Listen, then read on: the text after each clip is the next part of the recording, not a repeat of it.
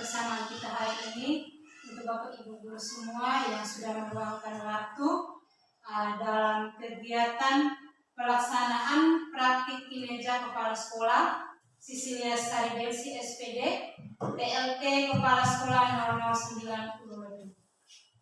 Patut kita panjatkan puji dan syukur kepada Tuhan karena atas berkat-Nya kita masih diberikan kesempatan untuk bisa hadir di tempat ini dalam keadaan sehat. Dan harapan saya semoga kita semua berperan aktif dalam diskusi kita hari ini. Indikator pilihan siklus peningkatan kualitas praktik pembelajaran. Target perilaku pilihan kepala sekolah. Kepala sekolah memandu diskusi persiapan observasi kinerja guru secara terbuka, realistis, dan relevan dengan peningkatan kinerja. Melakukan diskusi dan kolaborasi bersama rekan sejawat di sekolah dalam mengidentifikasi perilaku kinerja guru, melakukan kegiatan umpan balik bersama rekan sejawat dengan memberikan respon positif dan melakukan perencanaan peningkatan kinerja.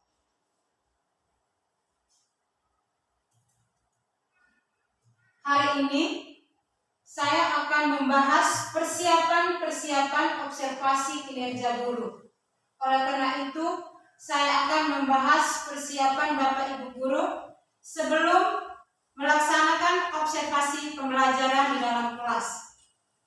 Di dalam observasi kinerja guru, pelaksanaan praktik kinerja merupakan bagian dalam pelaksanaan kinerja Bapak Ibu guru, dan praktik ini didasarkan pada indikator-indikator yang Bapak Ibu guru memilih di dalam PMM.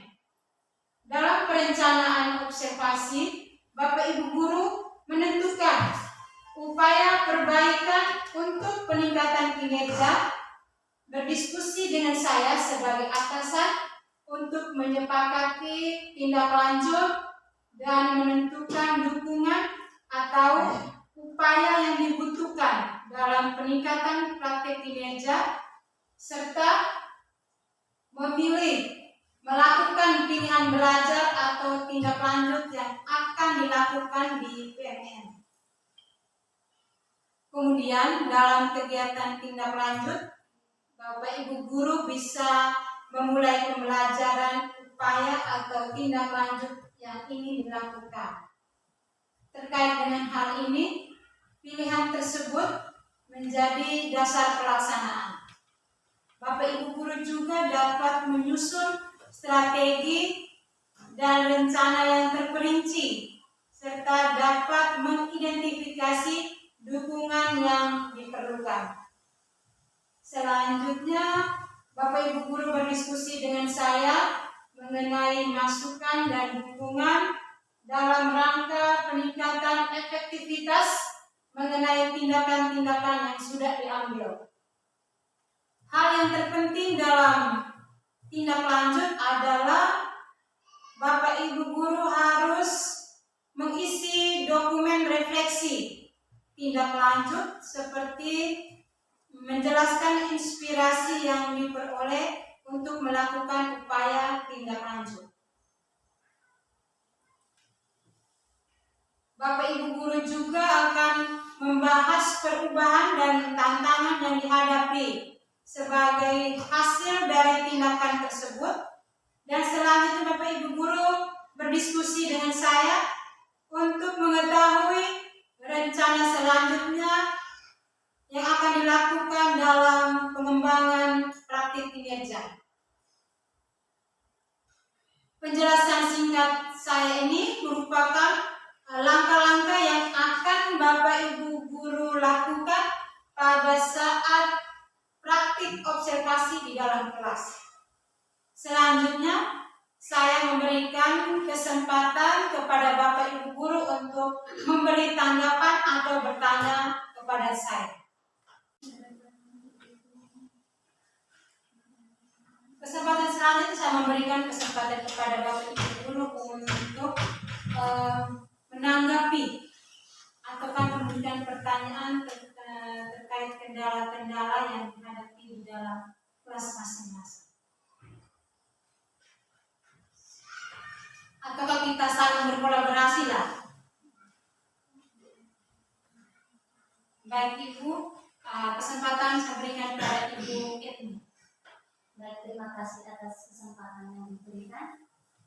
Berdasarkan pemaparan materi tadi, di bagian indikator yang dipilih dalam PNM, yang mau ditanyakan apakah indikator tersebut semuanya itu kita pilih atau salah satunya saja. Ketiga indikator itu semuanya dipilih atau salah satunya saja. Sekian saja. Baik Ibu, terima kasih.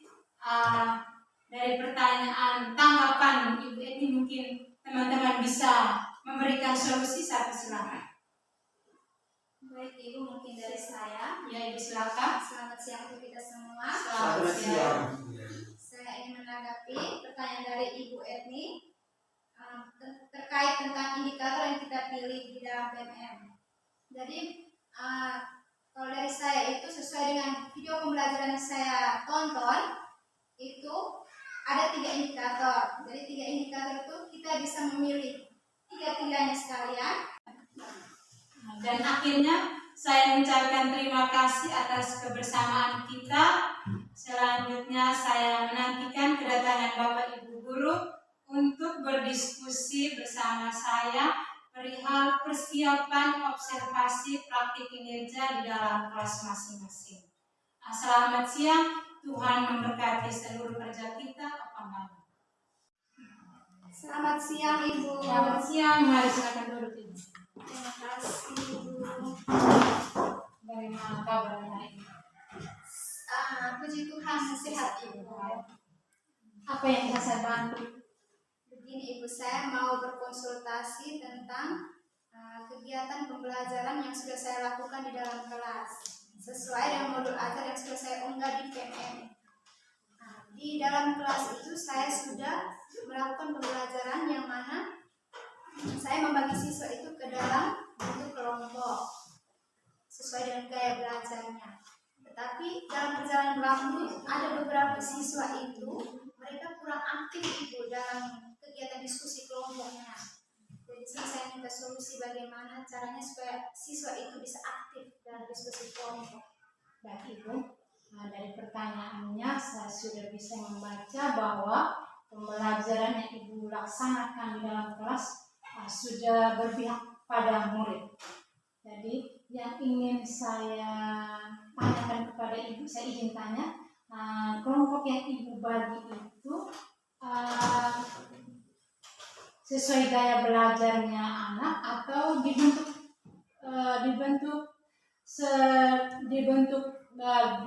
dalam kelompok hanya untuk supaya anak-anaknya bisa difasilitasi oleh Ibu? Begini Ibu, kebetulan di dalam kelompok yang saya bagikan itu sesuai dengan gaya belajarnya. Dan ada beberapa siswa ini yang saya temukan itu di gaya belajar audiovisual Ibu. Jadi gaya belajar di audiovisual ada beberapa anak yang memang dia kurang aktif. Jadi sebelum pembelajaran Ibu sudah memetakan siswa tersebut ke dalam gaya-gaya belajar mereka sesuai dengan kebutuhannya. Sudah Ibu ketahui sebelumnya. Kendalanya anak yang sudah dibagikan dalam kelompok audiovisual kurang aktif dalam berdiskusi.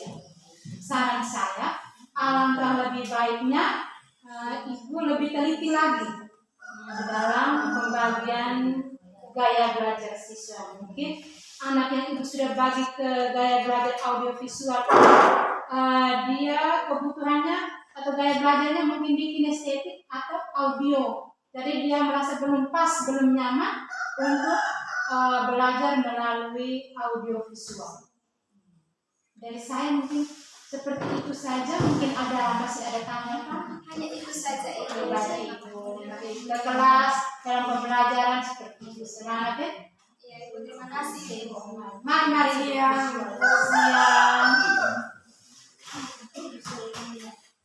Bagaimana Ibu yang Ibu mungkin ganggu apa itu? Nah ini sudah melaksanakan praktek hingga mengunggah itu, mengunggah beberapa dokumen. Tetapi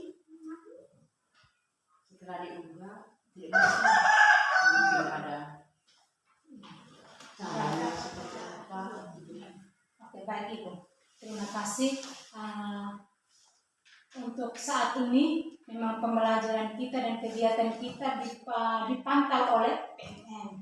Jadi terima kasih juga karena Ibu sudah berinisiatif berusaha untuk melaksanakan praktik pembelajaran di kelas. Setelah Ibu melakukan observasi, Ibu ingin mengunggah beberapa dokumen, tapi kendalanya belum bisa terupload begitu Ibu. Mungkin Ibu Risa bisa bantu untuk mencari solusi. Baik Ibu, mana saya bisa izin lihat sebentar. Oh iya Ibu, ini mungkin di Ibu punya file ini terlalu besar Ibu. Jadi mungkin filenya harus dikompres lagi ke yang ukuran yang lebih kecil. Ini hanya kendalanya di ukurannya saja Ibu, terlalu besar. Mungkin itu saja Ibu. Terima kasih. Iya. Oke, terima Ibu kasih. saya juga pamit. Ya, Permisi. semangat. Selamat siang. Siang Ibu Mari, Jadi baik sama konsultasi tentang proses kendala yang saya hadapi dalam proses pembelajaran di kelas. Yang sama konsultasi di sini bagaimana cara yang terbaik yang perlu saya lakukan untuk mengatasi agar diskusi berjalan dengan maksimal, khususnya peserta didik yang belum berpikir kritis. Ibu wali kelas 5. Ya, baik. Untuk pembelajaran di kelas tinggi mungkin berdiskusi sangat dibutuhkan. Jadi kendala yang Ibu hadapi adalah pada saat berdiskusi ada beberapa siswa yang belum bisa berpikir kritis. Saran saya alangkah lebih baiknya mungkin dalam berdiskusi Ibu bisa menuntun beberapa anak yang belum berpikir kritis, menuntun dan menggali agar mereka bisa berpikir lebih kritis lagi untuk memahami materi tersebut yang Ibu bawakan. Sekian saja, mungkin ada tambahan yang lain lagi. Oke, baik Ibu, silakan ke kelas. Selamat untuk belajar. Terima kasih Ibu. Selamat hari Ibu. Bagaimana Ibu? Kalau bisa saya bantu. Jadi gini Ibu, saya mau konsultasi mengenai proses pembelajaran di dalam kelas yang sudah saya unggah di PNN. Begini Ibu, kendala yang saya hadapi dalam proses pembelajaran ini. Dalam berdiskusi kelompok, anak-anak belum dapat berpikir kritis atau tidak bisa menjawab pertanyaan yang saya berikan. Jadi bagaimana solusinya Ibu supaya anak-anak kelas 2 ini bisa berpikir kritis? Baik Ibu, dalam pembelajaran yang Ibu laksanakan di dalam kelas sudah sesuai dengan indikator yang Ibu pilih di dalam PNN. Jadi kendalanya anak-anak belum berpikir kritis. Saran saya alangkah lebih baiknya Ibu bisa menuntun anak-anak itu untuk berpikir kritis dengan cara pembelajarannya harus menggunakan alat peraga yang sesuai dengan materi yang diajarkan, dan yang kedua mungkin pertanyaan yang Ibu berikan kepada anak-anak lebih sesederhana mungkin, sesuai dengan bahasa anak-anak supaya mereka bisa mengerti pertanyaannya dan mungkin bisa menjawab dan bisa menggali mereka punya pikiran-pikiran untuk lebih berpikir kritis lagi terkait materi yang Ibu bawakan. Dari saya mungkin solusinya seperti itu. Terima kasih banyak. Ya Ibu, sama-sama. Selamat siang. Siang juga Ibu, mari silakan duduk. Terima kasih. Bagaimana Ibu? Ibu, saya ingin berkonsultasi. Saya ini guru kelas rendah yaitu kelas 1. Jadi di sini saya mau berkonsultasi. Saya ingin berkolaborasi dengan rekan tentang guru di sekolah ini. Jadi untuk berkolaborasi ini bagaimana saya lakukan untuk kelas rendah saja ataukah dengan guru kelas tinggi? Itu saja Ibu. Baik Ibu. Dari pertanyaan Ibu, saya sudah bisa membaca bahwa Ibu ini orang yang suka bekerja sama. Jadi kolaborasi itu artinya kita bekerja sama. Oleh karena itu Ibu ingin berkolaborasi karena Ibu di kelas rendah mengajar di kelas 1. Jadi kolaborasi itu penting dilaksanakan. Jadi berkolaborasi baik dengan guru kelas rendah juga bisa, kelas tinggi juga bisa. Baik rekan-rekan guru di sekolah kita juga bisa, atau rekan-rekan guru segugus kita juga bisa, atau ke teman-teman Ibu di sekolah di luar sana, tingkat satuan pendidikan sekolah dasar, atau berkolaborasi dengan atasan juga bisa. Karena dengan berkolaborasi kita bisa mendapatkan ilmu-ilmu positif, masukan-masukan yang bisa bermanfaat untuk pembelajaran kita di kelas. Dan dengan berkolaborasi juga bisa menunjang profesi kita sebagai guru. Kita bisa mengetahui sejauh mana saya sebagai guru ini bisa meningkatkan pembelajaran di kelas dan sejauh mana saya bisa mendidik anak didik saya untuk bisa meraih tujuan dan cita-cita mereka. Dari saya sekian saja Ibu. Terima kasih. Oke, Permisi Ibu. ya, silakan. Siang Ibu. Selamat siang, mari Ibu silakan duduk. Terima kasih. Bagaimana Ibu? Apa yang harus saya bantu? Saya mau berkonsultasi mengenai pembelajaran yang saya lakukan di dalam kelas. Begini Ibu, dalam pembelajaran berlangsung ada anak-anak yang kurang semangat dalam menerima pelajaran saya. Itu bagaimana solusinya Ibu? Baik Ibu, terima kasih. Kalau dari saya, alangkah lebih baiknya untuk membakar semangat anak-anak dalam pembelajaran. Yang pertama itu Ibu harus menciptakan pembelajaran yang menyenangkan anak dengan berpihak pada murid. Jadi Ibu harus memahami kebutuhan belajar dan sifat perilaku setiap anak didik Ibu dalam kelas. Yang pertama. Yang kedua, mungkin pembelajaran yang dilaksanakan harus disertakan dengan alat peraga. Terus metode-metode yang diciptakan di dalam kelas juga harus riang gembira sesuai juga dengan materi. Dan yang berikut juga mungkin Ibu banyak saling memahami antara guru dan peserta didik supaya menciptakan suasana yang menyenangkan dan mereka tidak, kalau siswanya sudah menyenangkan dengan pembelajaran sudah pasti mereka betah dan mereka juga aktif dalam pembelajaran. Dari saya mungkin sekian saja Ibu solusinya. Oke, terima kasih Ibu. Ya, sama-sama. Terima kasih. Bisa saya bantu hari ini. Baik Ibu, ini saya mau konsultasi. Ini berkaitan dengan hasil penilaian saya terhadap ini pembelajaran terhadap anak di kelas.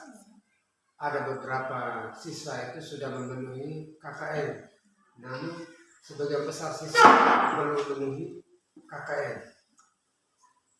Apakah dari sisi ini dalam penyampaian apresiasi ini apakah perlu saya menyampaikan apresiasi kepada seluruh siswa yang ada di kelas atau kepada siswa yang memenuhi target KKN?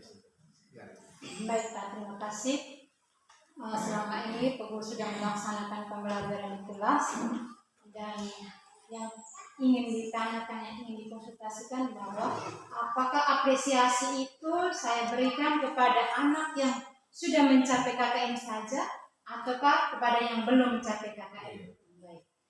Apresiasi itu sangat penting untuk membangkitkan semangat, baik semangat anak dan semangat kita guru juga. Jadi semua orang pasti butuh diapresiasi, butuh diberikan semangat.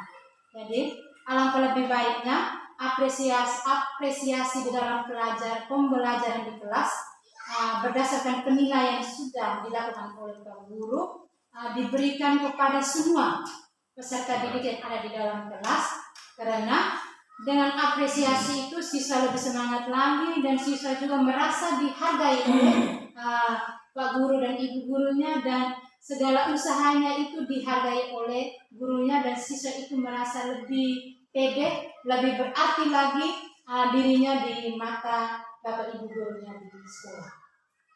Dari saya sekian saja. Mungkin ada tambahan lagi? Baik, terima kasih. Oke, baik Pak. Terima kasih, Bu. Iya.